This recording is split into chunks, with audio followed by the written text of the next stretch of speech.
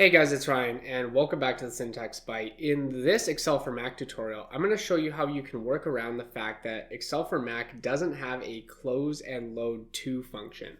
So if you're familiar with PowerQuery on Windows, when you go to load the data, it gives you an option of where you want to place that data within your workbook, or if you want to make a connection only.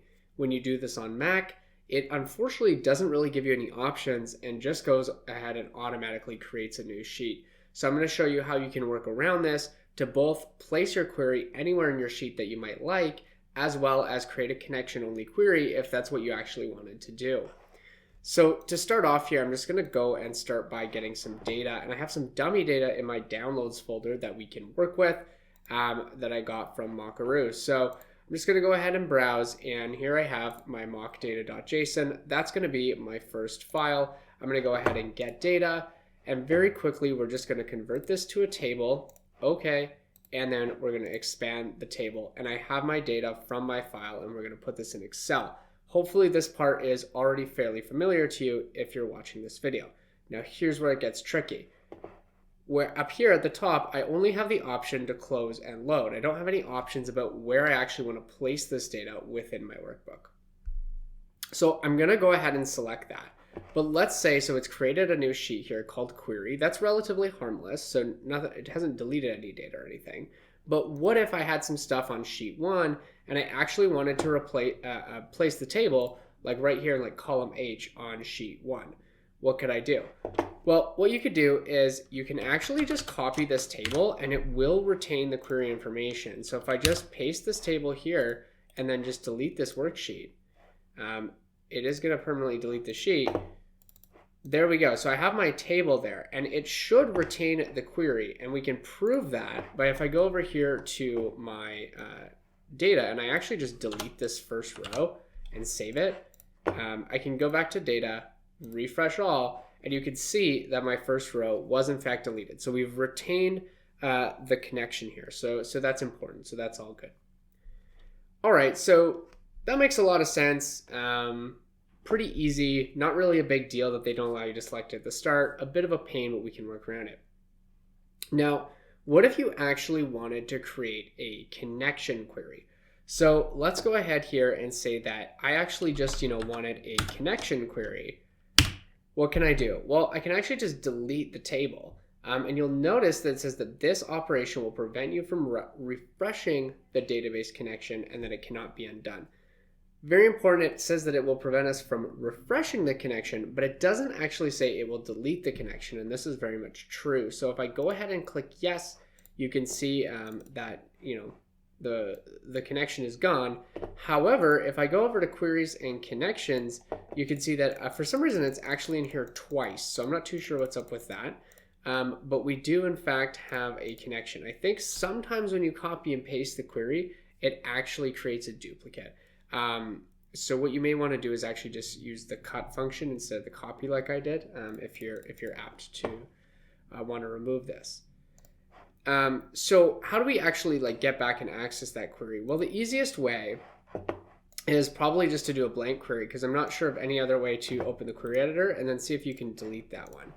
And actually what it did here when I did that copying is it actually duplicated the query. Now, if I recall correctly, if you do use the command X function instead, it does not do that. So it allows you to move the query without duplication. I'm just going to delete one of these queries here. That's not required. Okay, so we still have this query in here. We have a connection to it.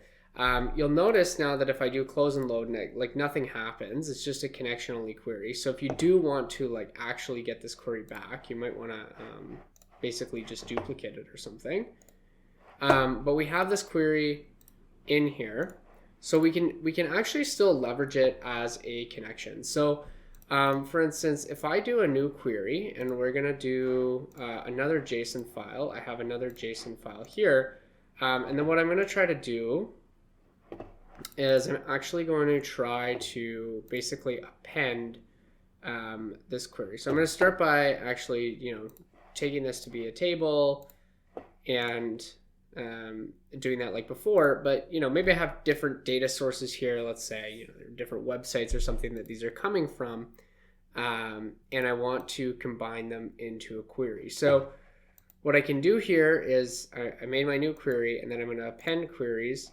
I'm actually going to append this other table and go OK, and then I'm going to sort them. Sort ascending. There you go.